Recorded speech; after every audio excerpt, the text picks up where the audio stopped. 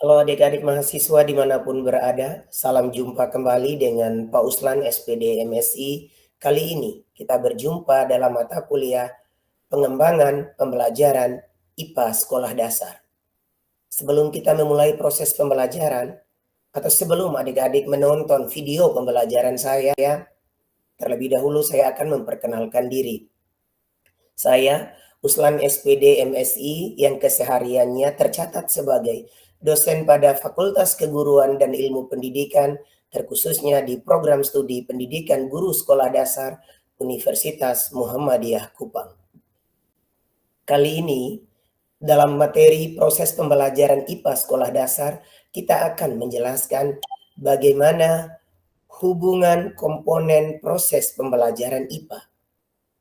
Berkaitan dengan hubungan komponen proses pembelajaran IPA, kita akan awali dengan melihat bagaimana tujuan standar kompetensi lulusan yang akan kita uraikan menjadi kompetensi inti dan kompetensi dasar. Untuk mencapai itu semua, kita butuhkan materi. Tentu kaitannya ini karena kita kali ini akan melihat tentang bagaimana proses pembelajaran IPA. Tentu materi IPA yang akan kita butuhkan. Untuk mencapai itu semua, untuk keterpahaman terhadap materi IPA, kita butuhkan strategi pembelajaran. Seperti kita ketahui bersama, di dalam strategi pembelajaran pasti akan kita membutuhkan model, bagaimana pendekatan yang akan kita lakukan. Setelah kita mengetahui model dan pendekatan, kita guru ataupun adik-adik mahasiswa program studi pendidikan guru sekolah dasar dimanapun berada sebagai calon guru sekolah dasar, kita butuhkan strategi. Di samping itu kita akan membutuhkan metode, teknik, dan taktik. Bagaimana kita ketika berada di depan kelas. Selanjutnya, untuk itu semua bisa dapat terlaksana, kita akan membutuhkan media atau sumber belajar. Dan oleh karena itu, kita akan melihat, kita akan butuh sebuah situasi dan kondisi di mana peserta didik dan kita guru dimanapun kita berada ketika berada di depan kelas.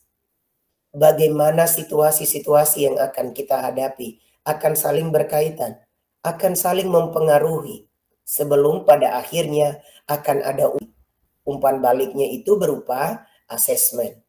Setelah itu, sebelum masuk pada asesmen atau penilaian, kita akan membutuhkan bagaimana teknologi mempengaruhi situasi dan kondisi peserta didik serta guru, bagaimana teknologi akan melihat bagaimana teknologi yang kita gunakan untuk bagaimana sumber belajar yang akan kita gunakan pendekatan di dalam kelas dengan memanfaatkan teknologi yang ada di sekitar lingkungan peserta didik atau lingkungan sekolah yang kita hadapi nantinya. Oleh karena itu, bukan hanya teknologi, kita juga butuh dukungan masyarakat. Selanjutnya, kita akan melihat juga di dalam proses pembelajaran tentu akan membutuhkan strategi.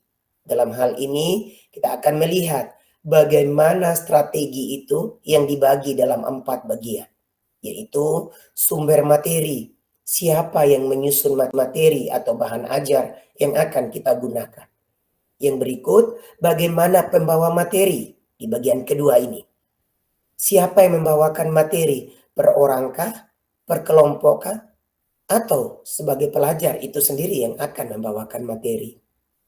Setelah itu di poin ketiga, kita akan melihat bagaimana pendekatannya. Apakah pendekatan itu secara induktif atau pendekatan itu secara deduktif. Dan yang terakhir tentunya di poin nomor 4, kita akan melihat bagaimana si penerima materi. Tentu hal ini ketika kita berada di dalam kelas, pasti peserta-peserta didik.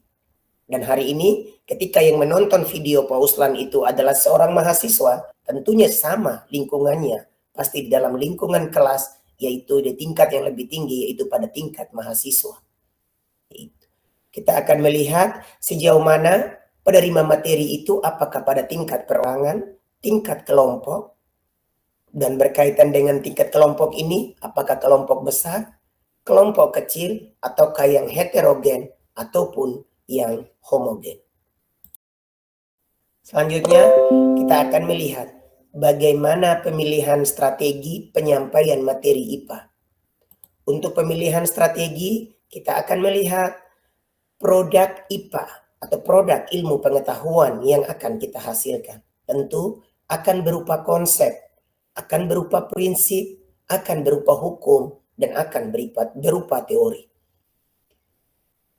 Untuk menyampaikan materi IPA, tentu kita juga akan memilih nilai dan sikap ilmiah IPA, kerja dan proses ilmiah IPA, aplikasi IPA dalam kehidupan sehari-hari, serta kreativitas pembelajaran IPA.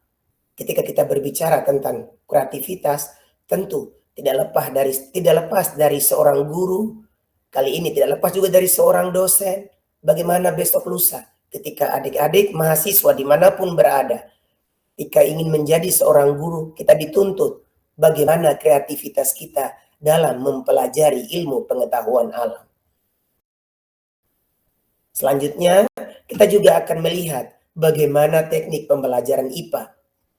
Untuk teknik di sini, kita akan melihat bagaimana teknik bertanya,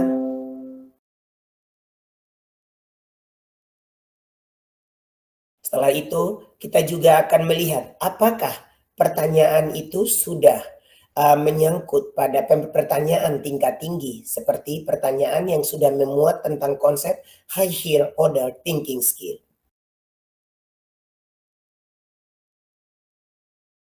Kita akan melihat bagaimana kategori pertanyaan yang baik. Pertanyaan yang diberikan guru akan direspon dengan cepat oleh peserta didik. Selanjutnya, pertanyaan yang menghindari pola jawaban iya atau tidak. Pola kalimat dalam pertanyaan mudah dipahami apa tidak, serta pertanyaan yang mampu meningkatkan komunikasi yang efektif antara guru dan peserta didik. Pertanyaan yang mampu meningkatkan rasa ingin tahu peserta didik. Adik-adik sekalian, sampai jumpa di pertemuan selanjutnya. Jangan lupa untuk menyaksikan video-video pembelajaran yang akan selalu di-share oleh Pak Uslan. Sekian dan terima kasih. Sampai jumpa di channel-channel Pak Uslan yang lainnya.